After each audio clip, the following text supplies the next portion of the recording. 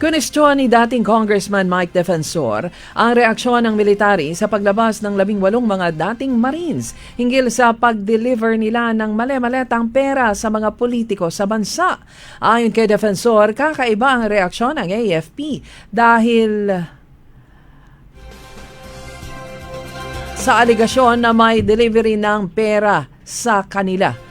Bakit daw kinakailangang imbestigahan ng Philippine Navy ang mga dating Marines na nagsilbing delivery boys ng pera ng bayan na suhol naman sa mga politiko?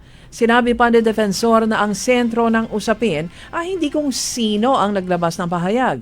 Ang tunay na tanong ay, totoo ba na naging tao sila ni Zaldico? Totoo ba na may delivery ng maleta ng pera o basura?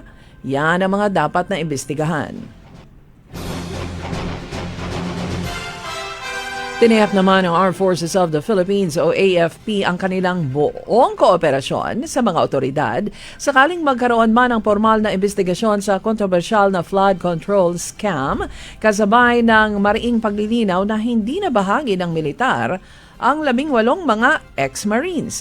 Ayon pa kay AFP spokesperson Colonel Francel Margaret Padilla, matagal nang hiwalay sa serbisyo ang mga dating sundalo na umano'y nagsilbing mga bagmen ni dating lawmaker Zaldico, kaya't kumikilos na lamang ang mga ito sa kanilang private capacity.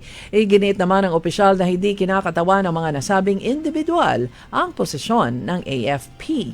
Gayunpaman, naninindigan ng institusyon sa transparency at accountability kung kinakailangan ng kanilang tulong sa pag-iimbestiga.